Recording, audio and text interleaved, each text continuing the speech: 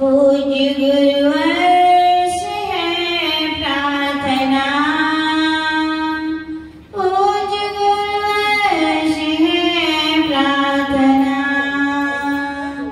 पूज्य गुरुवर से है प्रार्थना,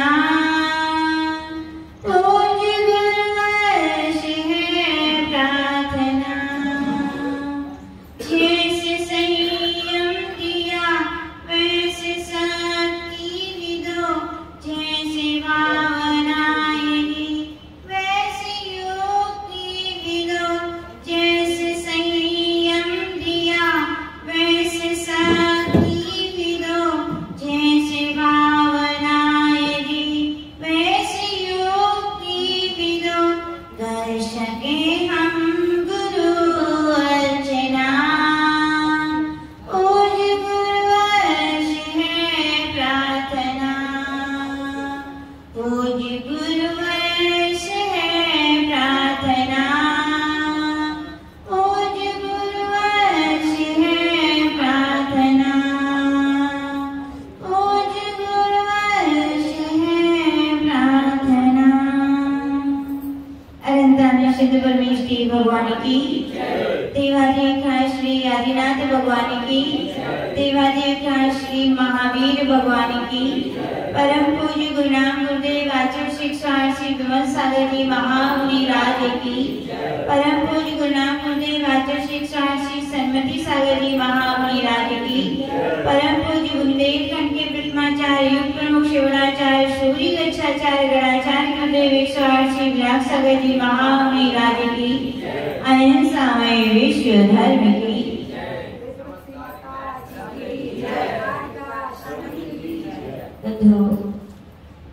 सम्यक दर्शन के दिनाकार, सम्यक ज्ञान के मूलाधार, सम्यक चारित्र के श्रेष्ठ आचार्य स्वरूप परम श्रद्धेय परम आराध्य पूज्य गुरुदेव की पावन सन्निधि में बैठकर जो कुछ भी सम्यक दर्शन की महिमा और गरिमा के बारे में सुना, जाना और अनुभव भी किया है, वही सब आपके लिए कहने का प्रयास कर रहे हैं। हम उस क्षीर सागर के तुल्य, और अपन ने पिछली बार सुना था लवण सागर के तुल्य भी उस माँ जिनवाणी की गोद में बैठकर उनके उस जिनामृत रूपी रस का पान कर रहे हैं। उन माँ की जिनवाणी वहां पर हमारे लिए वह अवगत करा रही कि भोगव्य रत्न दीप में आए हो, रत्न लेके ही जाना, और रत्न मिल जाए तो फिर क्या करना, टटोलते रहियो। बुंदेलखंडी में क्या किए जाते, टटोलत रहियो। समझे कि नहीं समझे? कैसे टटोलत रहियो? कोई यदि व्यक्ति हो, सागर के महानुभाव हो, और कहीं रत्न दीप में जाए, रत्न लेके आ जाए, मिल जाए, तो कैसे रखेंगे बताओ? जेब में रखोगे। कैसे रखोगे?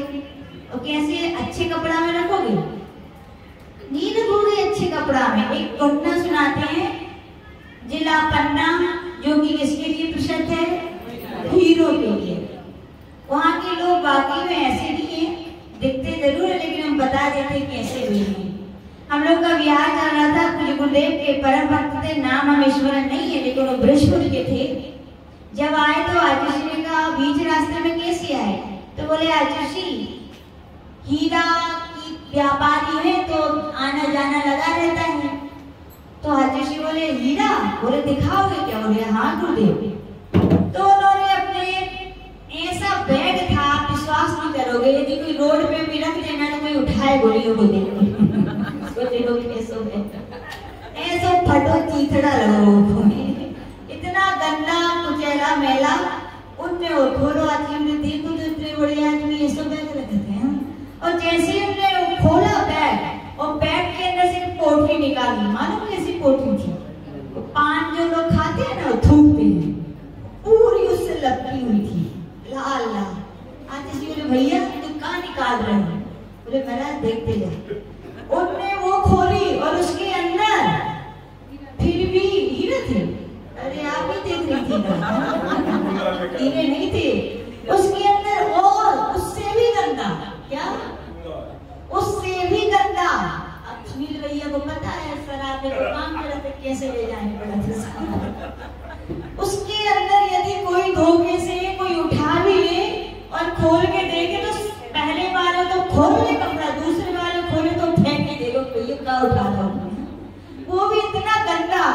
तो आजसी बोले भैया जी कहाँ निकाल रहे, हीरे दिखा रहे क्या? बोले महाराज प्रार्थना है देखते जाओ। बोले उन्होंने 2-3 कपड़े ऐसे ही खोले और जैसे ही खोले झगमगाते हुए इनको पेवर हीरे, हम लोग ने भी अपनी जिंदगी में पहली बार देखे, कम से कम इतने सारे हीरे होंगे। और आचार्य जी हमने हाथ में रख दिए, बोले आचार्य ये हीरे। तो आचार्य ने पूछा भैया हीरे तो ठीक है देख रहे, पहले जा बताओ तो इतना सुंदर कपड़ा, तो इतना सुंदर थैला का है, इतने बड़े आदमी अच्छो खरीदे थे। बोले महाराज बड़े आदमी अंदर की बात है, दुनिया के राजे हम बड़े आदमी बन जाएंगे तो जीना मुश्किल हो जाएगा। बोले यदि हीरे को हम ऐसे ले जाएंगे तो लोग हमें उठाने, हीरा तो बाद में उठाएंगे।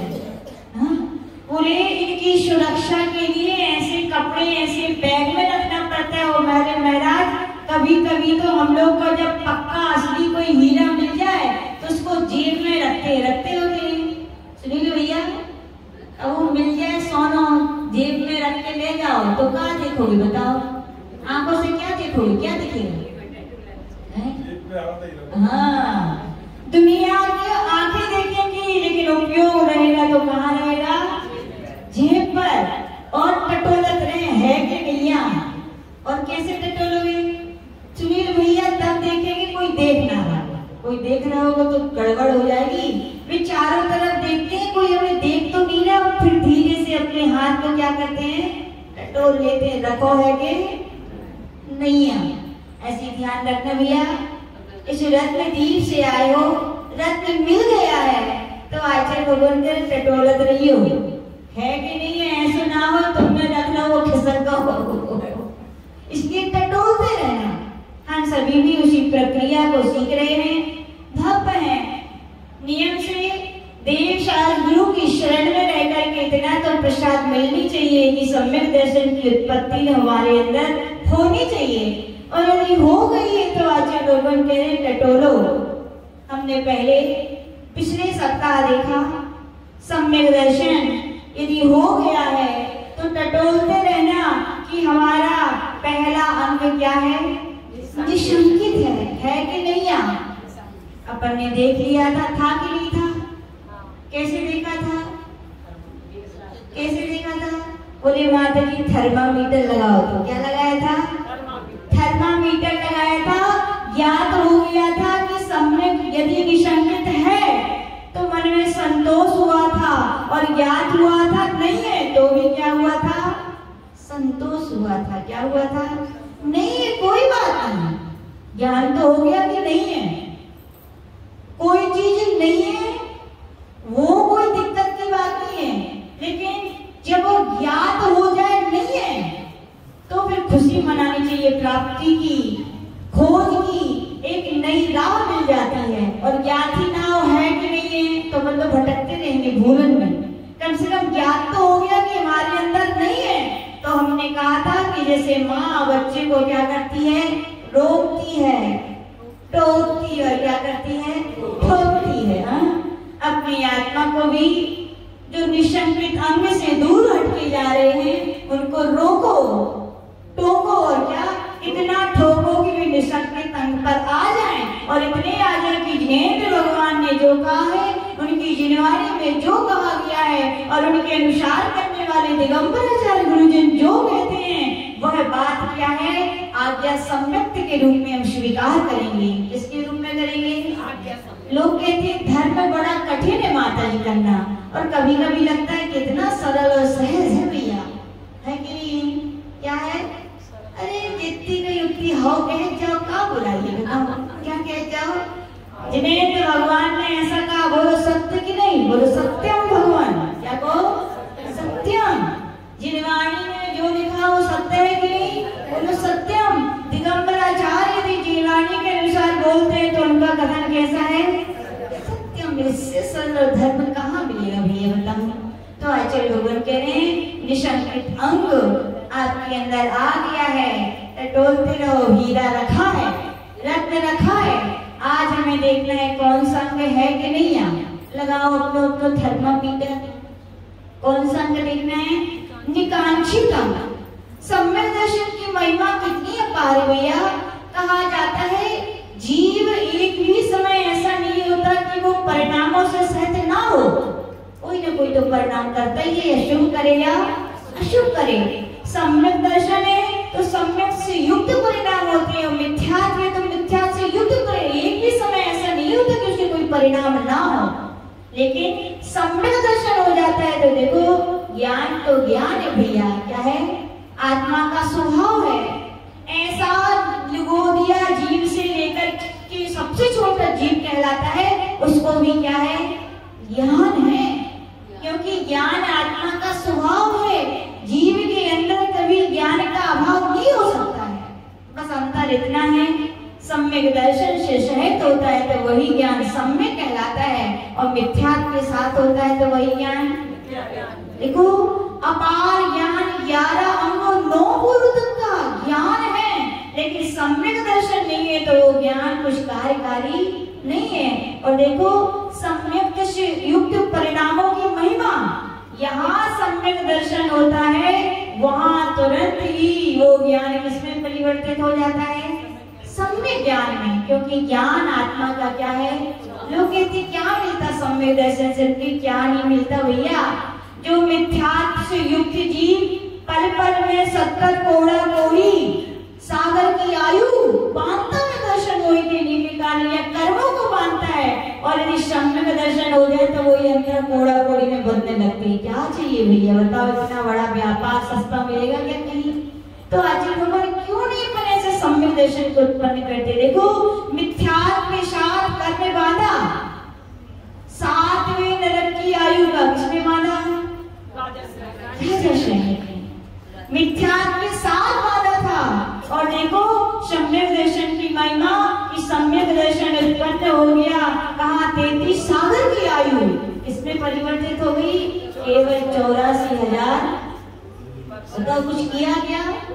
कुछ नहीं, परिणामों को ही चेंज किया है। जो मिथ्यात्व और परिणाम थे उनको लिए कहा लिया आया? सम्यक की ओर। क्या चाहिए भैया बताओ? इतनी बड़ी आयु जो कष्टों से भरी थी, इसमें आह चीख और दुख के सिवा कुछ नहीं था, वो आयु केवल कितने वर्षों की रह गई? हम तो यही कहेंगे ऊंट के मुंह में जीरा की तरह हो गई कि नहीं? तो आचार्य भगवान कह रहे ऐसे वो सम्यक दर्शन की महिमा को सुन करके कौन जीव ऐसा होगा जो उसके लिए उत्पन्न करना ना चाहेगा। इसीलिए कहा गया है लाख काम छोड़ करके भी, लाख क्या, हर जीवन का हर एक मुख्य प्रमुख कार्य छोड़ करके भी यदि कोई कार्य करना चाहिए तो कौन सा करना चाहिए? सम्यक दर्शन को साधने का काम करना चाहिए। और मिल जाए तो उसकी रक्षा का भी कार्य करना चाहिए, जैसे करते हो कि नहीं? एक तो हीरे ही बड़े मुश्किल से मिलत है, और आ जाए तो नींद बढ़ जाते घट जाते हो, बताओ चैन हो जाता। बोले माता जी बस सोने की चैन कहा जाते, पहले नहीं आती सो चैन नहीं है तो रावी तो अब तो बेचैनी बेचैनी हो जाए। तो आचार्य भगवान कह रहे जब एक तुच्छ जो मनुष्य लोग या कहीं इस पृथ्वी लोग का ये स्वर्ण की कीमत आप बहुमूल लाते हो, उसकी जब ऐसा हो जाता है तो आचार्य भगवान कह रहे हैं कि यहाँ पर कि आपके लिए तो 3 लोक में त्रिकाल में श्रेष्ठ रत्न वो सम्यक दर्शन है, वो यदि आपके पास आ जाए तो अब नींद आएगी क्या भैया? आएगी क्या? नहीं आने वाली भैया, नींद नहीं आएगी। अब चिंता नहीं होगी, अब तो क्या बढ़ेगा? चिंतन बढ़ेगा। क्या बढ़ेगा? उसकी रक्षा कैसे करेगा? निकांक्षित अंग बहुत ऊंची बात है, और ये बात बिल्कुल सत्य है। सम्यक दर्शन हुआ है, सम्यक ज्ञान हुआ है, तो नियम से आपके अंदर आचरण भी आएगा। आएगा कि नहीं आएगा बोलो? और नहीं आया तो पता किसी से मत पूछना कि हम सम्यक दृष्टि हैं। समझ में आया? कहने का तात्पर्य यदि आपके जीवन में संयम के, त्याग के, वैराग्य के भाव नहीं हो रहे हैं और आप कह रहे हो कि हम सम्यक दृष्टि हैं, तो बोलो सत्य है क्या? बोलो बोलो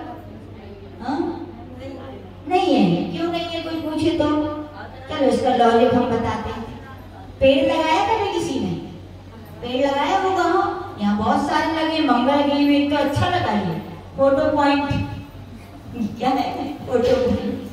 अच्छे वृक्ष लगाए प्रकृति की सुंदरता को बढ़ाने के लिए। तो वृक्ष कभी लगाए हो आपने? लगाए भाभी पेड़ कभी? बबीता भाभी क्या करते हो? पेड़ के लिए लगा दिया, फिर क्या करते हो? पानी देते हो। कितने दिन देते हो? बहुत पानी दिया। भाभी रोज उनकी सहेली, क्या नाम है आपकी सहेली का? कहो। रूपाली भाभी देख रही थी बबीता भाभी ने पेड़ लगाया है, रोज पानी देती है, रोज पानी देती है। सोच रही थी कि पानी जा रहा है तो पेड़ में क्या आने चाहिए? पत्ते, फिर फूल और फिर फल आने चाहिए। रूपाली भाभी रोज देख रही है कि रोज पानी डलता है, अब पत्ते आएंगे, अब फूल आएंगे, अब फल आएंगे, लेकिन ये तो आई नहीं। और बबीता भाभी से पूछा क्यों? आप पानी नहीं देती हो क्या? बोले हम तो रोज देते हैं। तो रूपाली भाभी सोचने लगी थी पानी रोज जाए तो ऐसी कंडीशन बनेगी क्या? यानी कि पानी जा रहा है और फिर भी हरियाली नहीं है, पत्ते नहीं है, पुष्प नहीं है, फल नहीं है। तो आचार्य भगवान कह रहे हैं अभी पानी जहाँ पहुंचना चाहिए वहां कहाँ पहुंचना चाहिए था? छड़ों में। पानी तो दे रहे थे लेकिन पत्ती धो धो के आ जाती होंगी, हमें लगता है।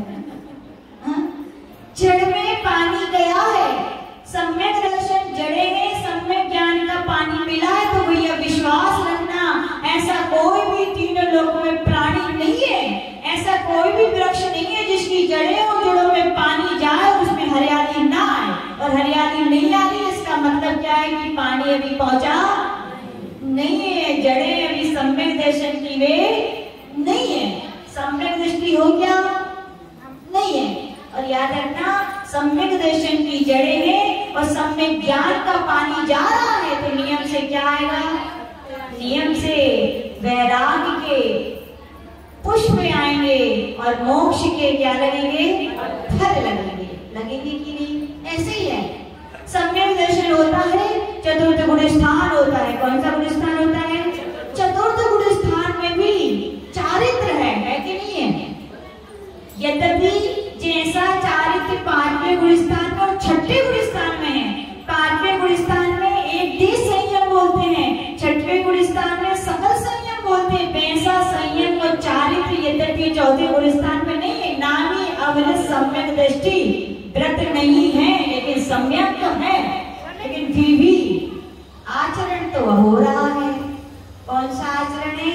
याद रखना चौथे गुण स्थान में भी आचरण होता है तो उसका नाम है सम्यक्त्वाचरण चारित्र। कौन सा? सम्यक्त्वाचरित के लिए क्या सम्यक्त्वाचरित चरण की परिभाषा है? तो आचार्य पूज्य गुरुदेव ने जब अष्टपाउड पढ़ाया तो वहां पर दर्शन पाउड में कहा गया क्या है ये सम्यक्त्वाचरण चारित्र चौथे गुण स्थान वर्ती का चारित्र? तो वहां पे कहा गया 8 अंग युक्त जो सम्यक दर्शन है वो ही सम्यक्त्वाचरण चारित्र है। क्या है? सम्यक तो 8 अंग होने चाहिए और नियम से सम्यक दर्शन हुआ है, सम्यक ज्ञान का नीर गया है तो क्या आएंगे आपके अंदर? सम्यक्त्वाचरण के पुष्प आएंगे। कैसे आएंगे? संसार शरीर भोग निर्विन्ना।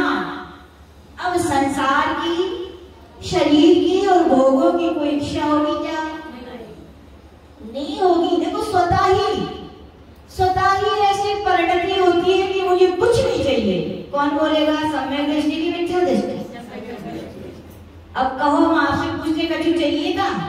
बोले हो माता जी बहू नहीं मिली, बोले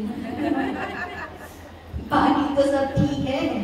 अरे भैया बहू भी इच्छा है। क्या है? बहू भी लौकिक कामना है, पुत्र नहीं है, ये भी लौकिक कामना है। दुकान में चलती लौकिक कामना है। भैया कैसे सम्यक दृष्टि हो? लगा लो अपना थर्मामीटर। यदि बहू की भी इच्छा है तो थर्मामीटर के निकांचित अंक के ऊपर पहुंचेगा क्या? नहीं पहुंचेगा भैया। निकांचित अंक के विषय में कितनी ऊंची बातें की गई है। श्रापों को तो छोड़िए, निर्गंत मुनि महराजों के लिए, उन मुनि राजों के लिए जो भेदाभेद रत्नात्रय की साधना में संलग्न है, शुद्धोपयोगी आत्म साधना में लीन है, उनसे भी कहा गया भैया मोक्ष का भी विकल्प मत रखना, मोक्ष की भी इच्छा मत रखना। देखो कितनी ऊंची बात है। हाँ? वहां पर शुद्धोपयोग में डूबी हुई मुनि महराज से कहा गया वो श्रवण, यदि आप निर्विकल्प समाधि यानी ध्यान चाहते हो, शुद्धोपयोग की अवस्था चाहते हो, तो हाँ मोक्ष का भी, यदि मोक्ष चाहते हैं तो मोक्ष का विकल्प नहीं करना।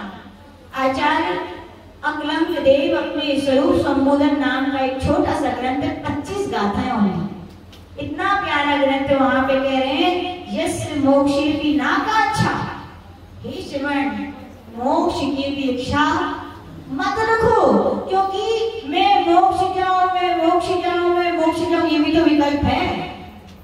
ये विकल्प जब तक चलता रहेगा तब तक निर्विकल्प अवस्था होने वाली नहीं है। आपको ज्ञात होगा अंतिम तीर्थंकर जब भगवान महावीर का मोक्ष हुआ था, किस दिन हुआ था? भूल गए? कितने डूब जाते हो आप सुनने में, बताओ कि याद ही नहीं रहता। कब हुआ था? कार्तिक कृष्णा अमावस्या के दिन श्री चरम तीर्थंकर भगवान महावीर स्वामी निर्वाण को प्राप्त हुए थे। सबसे ज्यादा पीड़ा हुई थी किसको हुई थी? बोलो किसको हुई थी? आपने पूछी थी ना? तो सत्य है, जो सच्चे भक्त हैं भगवान के वियोग की पीड़ा नहीं होती है, जो सच्चे शिष्य हैं उन्हें गुरु वियोग की पीड़ा होती है। गौतम गर्दन के लिए पीड़ा थी, किसकी पीड़ा थी? कि भगवान को मोक्ष होगा इसे? नहीं, ये पीड़ा नहीं थी उनको, ये पीड़ा थी कि हम मोक्ष पाएंगे। हम शिष्य हैं, शिष्य वे शिष्य कहलाते हैं। ध्यान रखना, सच्चे शिष्य की परिभाषा होता है क्या होगी? सूरजमुखी देखा कभी? कैसा? जो सूरजमुखी की आपने तो कभी गमले में लगे देखे होंगे। हम लोग ने तो खेत के खेत देखे, जब महाराष्ट्र साइड तैयार होता है तो खेती होती है सूरजमुखी की, बड़े बड़े पेड़, मतलब खेत खलियान बड़े बड़े, और सूरजमुखी की देखो नाम ही क्या है? सूरज। समझते हो क्या हुआ? मतलब क्या हुआ? जैसे जैसे सूरज घूमता है उन फूलों को घुमाना नहीं पड़ता, उनका मुख भी अपने आप वैसा वैसा घूमता। ये होते शिष्य। जहाँ गुरु हो वहाँ शिष्य हैं, जहाँ गुरु का चेहरा है वहाँ शिष्य है। वे शिष्य क्या कहलाते हैं? चरणानुगामी, गुरु के चरणों के अनुसार चलने वाले शिष्य सूरजमुखी की तरह होते हैं। गौतम गर्दन की सोच रहे थे मेरा क्यों नहीं हुआ, मेरा क्यों नहीं, बार बार ध्यान लगाए कि क्या हो जाए, मेरा भी क्या हो जाए। लेकिन क्या बताएं, सुबह से लेकर दोपहर हो गई लेकिन केवल ज्ञान नहीं हुआ, क्या करें? तो वहां पर उन्हें याद आया यक्ष मोक्षे की नाकांक्षा हो आत्मन। तीर्थंकरों की, भगवंतों की मां जिनवाणी की देशना है कि मोक्ष की भी इच्छा रखोगे ये भी विकल्प है। यदि ऐसा विकल्प रखोगे तो भी निर्विकल्प होकर केवल ज्ञान की अवस्था प्राप्त होने वाली नहीं है। तो वहां पर उन्होंने ये भी विकल्प छोड़ा और क्या हुआ? शाम नहीं हो पाई और क्या हो गया उनके लिए? केवल नाइट में ज्ञान लाइट जल गई। क्या हो गई? याद रखिए ना, कोई पूछ ले आपसे नाइट में ज्ञान लाइट किसने जलाई? गौतम गर्ग। नाइट में शाम हो गई थी और ज्ञान लाइट में केवल ज्ञान की लाइट जलाई थी।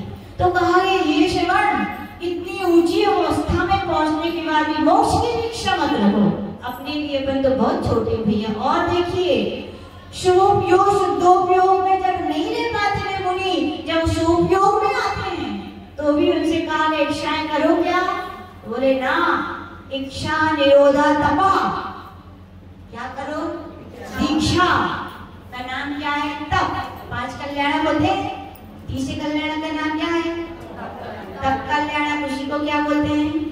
दीक्षा कल्याण। हे श्रवण, तुमने दीक्षा लेकर के तप धारण किया है और तप होना चाहिए। तप यानी जो तार दे, पार दे, संसार से पार लगा दे, वो क्या है? तप। और तप यानी क्या? इच्छा निरोधा तपा। अनादिकाल से मन बहुत इच्छाओं से भरा हुआ है और संस्कार बड़े प्रबल हैं। अभी भगवान बने नहीं हो, भगवान बनने के कदम बढ़ा रहे हो। क्या है साधु जन, भगवान बन गए क्या? इच्छा नहीं होती क्या माता जी महाराज जी की? होती है। क्या है? ऐसा नहीं है कि आप ही को कभी भूख लगती है, आप ही को गर्मी में गला सूखत है, आप ही को ठंडी में ठंडी लगे थे, आप ही को रसगुल्ला खाने की इच्छा होती है, आप ही को घूमने की इच्छा होती, माता जी महाराज जी को नहीं होती? ऐसा नहीं है। कई लोग बोलते हैं माता जी को स्वाद ही नहीं आता, जीवन नहीं लगा उनकी स्वाद नहीं आता। कभी कभी लोग जोक में बोलते हैं एक के साथ जो जरा तो स्वाद अच्छा है, तो दूसरे के माता जी कहाँ स्वाद देती है? अच्छा स्वाद तो लेते हैं भैया, जीव है, ऐसी नहीं है कि जीव नहीं है। और रसना इंद्रिय है तो रस का ज्ञान तो होता ही है, ऐसा नहीं हो सकता कि नहीं हो, लेकिन हम उपयोग वहां ले जाते नहीं है। हम स्वादु नहीं, हम साधु हैं। क्या है? स्वाद लेंगे, स्वाद तो आता है लेकिन स्वाद में उपयोग नहीं लगाते, उपयोग लगाते हैं तो आत्मा में लगाते हैं, धर्म ध्यान में लगाते हैं, साधु है। लेकिन स्वाद लेकर भी हम लोग क्या है? साधु। और इच्छाएं लोग करते हैं, क्या करते हैं? हमारे आचार्य जी हम लोग को बढ़िया पाठ सिखाते हैं। बोले गए अपने चौका में और थाली दिखा दी, सब कुछ दिखा दिया, और दिखाने के बाद सब भोजन कराए। जैसे आपने वो गिलास लिया, मुंह बता देता है व्यक्ति को कि ऐसा अच्छा लग रहा हो कि नहीं लग रहा है ना। लेकिन नहीं, आज जैसे बोलते भैया हो समक्त धन के धनी साधु, तुम्हारा चेहरा तो सम भावी होना चाहिए, सुख दुख में, लाभ अलाभ में समता में होना चाहिए। सच्चे साधुओं का चेहरा चाहे इष्ट हो चाहे अनिष्ट हो, अनिष्ट का मतलब मर्यादित, उनकी साधना के आगम के अनुकूल हो, तो उनका चेहरा कैसा होता है? बिगड़ता है क्या? वो तो सोचते हैं गड्ढा भरना है, आ गया सो ले लो। गड्ढा भरा कभी किसी ने नहीं भरा। किसी के घर में सुधीर भैया गड्ढा बना होगा भी, और फिर इसने कहा होगा पुरवा हो, तो क्या करते हो? अच्छी सीमेंट मंगवाते हो क्या? अच्छी ईंट मंगवाते हो क्या? कर फिर तो कहा जाता है जो है सो उसमें भर दो, भरना है। याद रखना, संत साधु होते हैं, संयम की साधना में शरीर माध्यम है, गर्त पूर्ण करना पड़ता है उनके लिए, तो वे इच्छा पूर्वक नहीं करते। ये मिल जाता तो मजा आ जाता, मजा नहीं आएगा। याद रखना, कर्म बंध जाएंगे ना, जब भोगने पड़ेंगे तब मजा आएगा। कब मजा आएगा? अभी का मजा वो मजा नहीं है, जब कर्म में बंद होके जो उदय आएंगे फिर आएगा मजा। तो आज क्या करते हैं? परीक्षा लेते हैं। बोले आहार में गए और वहां पर आहार में क्या नहीं डाला? केवल वो चोन्नी को, कितने को?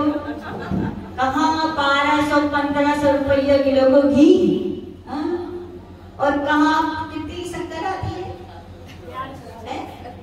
40-50 रुपया किलो की शक्कर, और सुबह से लेकर शाम तक की मेहनत। देखो कहानी दिखी, वहां का भूषण, तुम तो गोची वृत्ति वाले हो, तुम तो चांदनी वृत्ति वाले हो, तुम तो शिव वृत्ति वाले हो। कहाँ तुम पड़ गए स्वाद में? तुम तो साधु हो, कहाँ पड़ गए स्वाद में? कहाँ पड़ गए स्वाद में? वो 2 चवन्नी का नमक नहीं होता तो अपना साधना का जो समत्व प्राण है तुमने उसको खो लिया। याद रखना, शरीर से प्राण निकल जाए तो शरीर निर्जीव हो जाता है। मुझे गुरुदेव कहते हैं हे साधु, समत्व भाव बन गए तो साधु बना लिया नहीं रहा। साधु का प्राण है समत्व। प्राण की जैसे कि श्वास की आप रक्षा करते हो ना, वैसे किसकी रक्षा करनी चाहिए? अपने समत्व समता भाव की रक्षा होनी चाहिए। लेकिन मैं नॉन नहीं आओ, कहानी आओ नॉन, और पिंड जा तो क्या कहेंगे? Next non. क्या सुनो? गए नहीं भिंड? सुनाते हैं भिंड भी हम लोग गए, जब हम नहीं गए, मतलब भैया जी सुनाते हैं। बोले माता जी हम लोग गए पहली बार भिंड, बोले आज शुरू हुए और बस लेकिन नेक्स्ट चलाओ। क्या चलाओ? नेक्स्ट चलाओ। तो भैया बोले नेक्स्ट कोई आइटम बोलिए, बोले ठीक है। फिर कोई आया तो नेक्स्ट चलाओ। तो भैया सोचते बोली माता जी हम तो सोच रहे अब आहे और नेक्स्ट बोले अब आहे नेक्स्ट बोले के सब जने नेक्स्ट चला लेकिन पूरे यार हो गए लेकिन नेक्स्ट हो बोले फिर हमने पूछा नेक्स्ट का होता है बोले आप कह तो रहे थे नेक्स्ट चलाओ लेकिन चलाओ नहीं बोले कैसी बात कर रहे सब तो नेक्स्ट चलाओ बोले नेक्स्ट यानी क्या थोड़ो सो अरे थोड़ो सो नॉन नेक्स्ट चलाओ ऐसे चलाओ नॉन नेक्स्ट चलाओ तो आचार्य भगवान कह रहे हो श्रवण याद रखो जब एक श्रवण जब उस कहानी सुनी होगी पूरी नहीं सुनाएंगे एक तरबूज सामने चढ़ा दिया था कि श्रावण में भक्ति भाव से आकर उन श्रवण मुनि का उपयोग उसमें चला गया था और उपयोग उसमें जाने से क्या हुआ था आयु का बंध थोड़ी कह के आता है कि हम तुम ध्यान करो तभी आएंगे तुम मुनि बन गए हो कि साधु बन गए तो स्वर्ग का टिकट क्या फिक्स हो गया क्या नहीं इंद्रियों के इच्छा की यदि आपका उपयोग लगा तत्व ध्यान से घट करके तो आचार्य भगवान कह रहे आयु बंद होगा तो तीर्थ गति का बंद होगा किसका होगा लगता तो वही था कि वो श्रवण इतनी सुंदर साधना कर गए नियम से कहाँ जाएंगे स्वर्ग जाएंगे मोक्ष जाएंगे लेकिन हे भगवान धन्य है तरबूज तुम क्या आए तुमने तो उनकी गति ही पलटी क्या तरबूज ने गति पलटी क्या नहीं भैया पर को निमित्त को धोखा मत दो तुमने क्यों अपनी गति पलटी याद रखना पुलगल के परिणमन से नहीं परिणति के परिणमन से अच्छा और बुरा होता है क्या होता है अच्छा बुरा किससे होता है परिणति के सामने वालों को दोष देने का सिद्धांत हमारे जैन दर्शन में नहीं सिखाया गया सामने तो कुछ भी हो सकता है अपनी परिणति तुम्हारी अपनी है वस्तु पराई है व्यक्ति पराया है लेकिन परिणति तो तुम्हारी है तुम क्यों नहीं समझा बोलो तरबूज को दोष मत दो कहा गया विश्रवण तरबूज में उपयोग जाने से यद्यपि कोई इच्छा नहीं होती कि मैं इसको खा लूं कि मुझे मिल जाए केवल उपयोग वहां गया था तुरंत आयु का बंद हुआ था किसका बंद हुआ था उसी तरबूज में क्या बने थे तो आचार्य से हम लोग को समझाते भैया इच्छा निरोधा तपा नमक ना आए उस दिन सोच लेना कि बहुत बड़े संबर और निर्जला का दिन है कौन सा दिन है खुशी मनाना प्रसन्न हो जाना मन को मुखलित कर लेना क्या कर लेना मुखलित खिला लेना कि आज बिन बरसात की बिन मौसम की बरसात होने वाली क्या होने वाली है कोई मुनिमार नमक का त्याग करते तो संपन्न निर्जला होती आज तो हमारी क्या हो रही बिन मौसम के ही निर्जला होने वाली है बारिश में प्रसन्न हो जाना उस नमक ना मिलने पर तो वे साधु कहलाएंगे क्या कहलाएंगे साधु और फिर और बिन मौसम के जो समझे कि अरे जो कौन सी आफत आ गई क्या गई मुख जो आपका क्या हो जाए मतलब कि विकृत हो जाए क्या हो जाए विकृत हो जाए तो आचार्य भगवान कह रहे भैया जब बेश्रवण इतने बड़े मुनि लिंग को धारण करने वाले आत्म साधना में डूबने वाले तरबूज के कीड़े बन सकते तो वो श्रवणी वो चुल्लिका वो चुल्लक जी क्या वे तनक से नेक से नौन के लोभ में आकर के इच्छा में आकर के क्या तुम उसी याद रखना उसी नेक से नौन में नेक से कीड़ा बनोगे क्या बनोगे बनोगे कीड़ी नमक के भी कीड़े होते ध्यान रखना ऐसी अपनी कौन सी ऐसी पर्याय जो अपन ने प्राप्त नहीं की बहुत नमक अच्छा लगता है ना करो खूब नमक की नमक की पत्थर की पहाड़ होते हैं वही जाके पैदा होकर खाते रहिए फिर खूब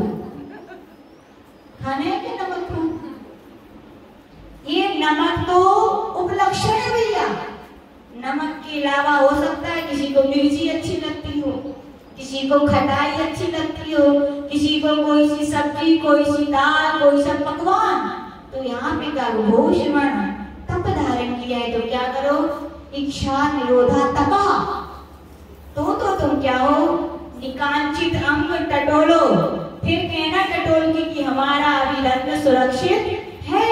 यदि इच्छाएं हो रही है तो शिवरों से कहा गया कि अब तुम्हारा निकांची तंत्र नहीं है।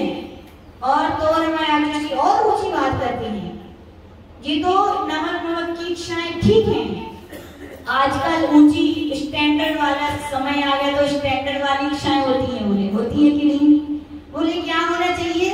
बढ़िया एसी होना चाहिए, बढ़िया रूम कैसा होना चाहिए, क्या बोलते उसको, एयर कंडीशनर, बढ़िया पैंट होना चाहिए, और तो क्या होना चाहिए, ये भी होना चाहिए। ओहो आज जी कहते वो साधक साधना के मार्ग में ये भौतिक सामग्री बहुत बड़ी बाधक है, तुम्हारी साधना को नष्ट करने वाली है। नष्ट करने वाली है कि कैसे तुम मूर्ख हो कि अपनी साधना को तुम स्वयं बर्बाद कर रहे हो, स्वयं अपने पैरों हाथों से अपने पैरों पर कुल्हाड़ी मार रहे हो कि नहीं? बोलो सकता है कि नहीं? आज इसीलिए मूलाचार का ग्रंथ का भिंड में पिछले साल स्वाध्याय चल रहा था, बहुत सुंदर एक उदाहरण अनुभव की बात है, याद रखना। ये सब बातें ग्रंथों में नहीं लिखी रहती, हम लोग भी आज जैसे हम लोग को बहुत सारी बातें सुनाते हैं तो हम लोग फिर सोचते हैं ग्रंथ में लिखी होगी, लोग पढ़ते पढ़ते हैं ये लिखी हुई है, लेकिन वहाँ कुछ नहीं मिलता। ये तो उनके संयम जीवन के बीती अनुभव की बात है, इसलिए हम क्या कहते हैं उनके लिए, क्या बोलते हैं, रसगुल्ला बोलते हैं। गुल्ला तो ग्रंथ से मिलेगा, लेकिन रसगुल्ला गुरुदेव के चरणों में बैठ के पूज्य गुरुदेव ने हम लोग से पूछा, बताओ कि किसी व्यक्ति ने बहुत सारा कुछ भी सामग्री को दहन करने के लिए अग्नि जलाई और कुछ देर के बाद उसने पानी डाल दिया, तो बताओ क्या वो सामग्री जल पाएगी क्या, वो अग्नि रह पाएगी क्या? फिर पूछा नहीं रह पाएगी ना। तो अजय भगवान बोले बताओ अपन भी तो कर्मों को जलाने आए हैं कि नहीं? साधना की, ध्यान की, तपस्या की अग्नि जलाई है कि नहीं? जलाई है। और ये साधन का उपयोग करोगे तो उन साधन का उपयोग करने ने अपने हाथ से उस पे क्या डालना है, पानी डालना है। कौन मूर्ख होगा जो अपनी साधना को अपने हाथों से बर्बाद करेगा? करेगा क्या?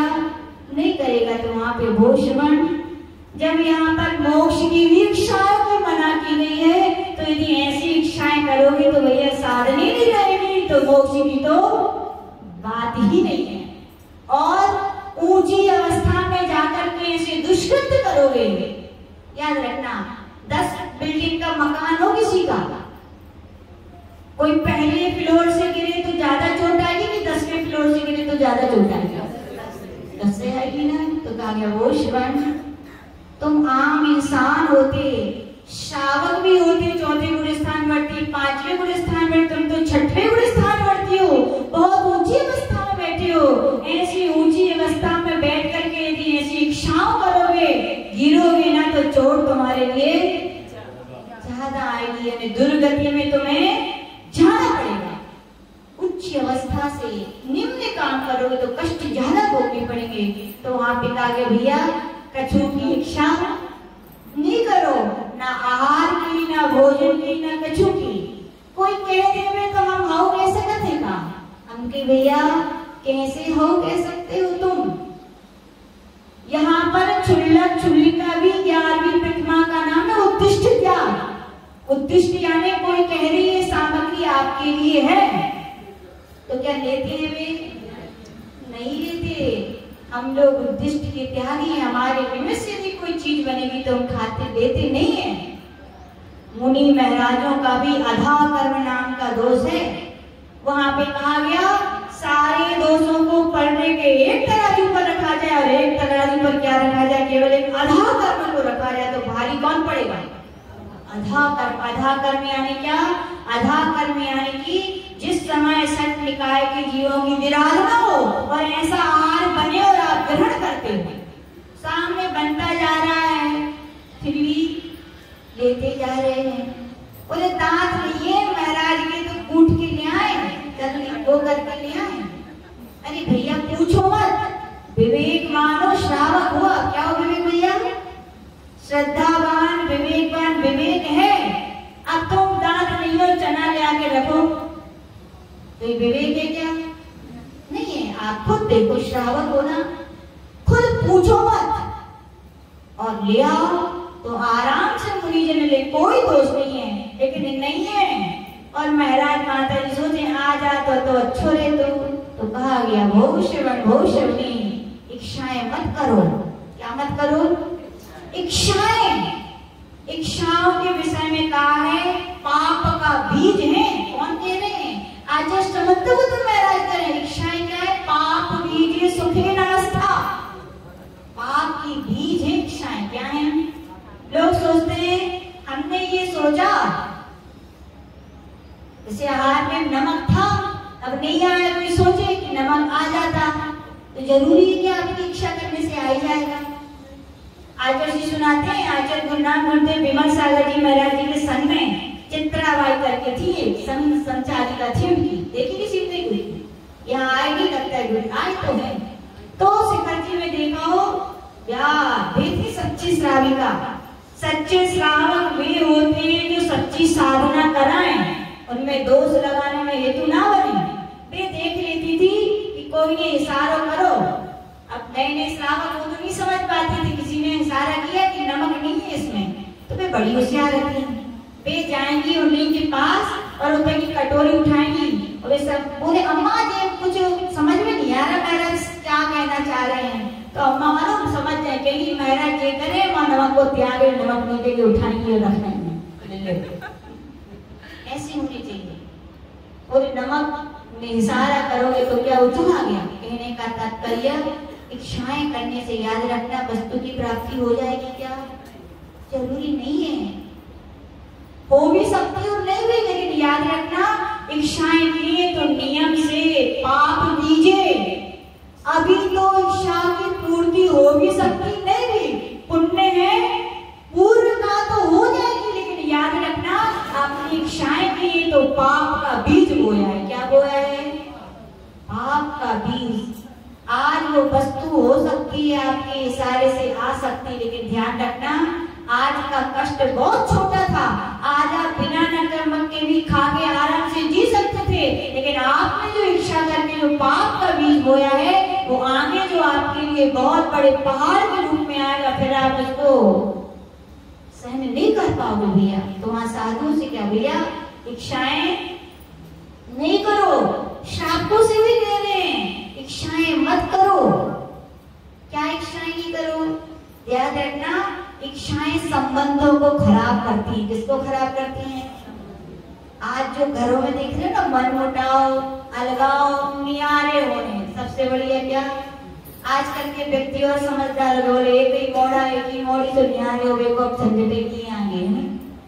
तो नियारा क्यों होते हैं व्यक्ति नियारे? पता है, इच्छाएं ही संबंधों को खराब करती हैं कि नहीं? बिल्कुल नियम से करती हैं। हम लोग अपना उदाहरण देते हैं। हम लोग का भी परिवार कहलाता है। क्या कहलाता है?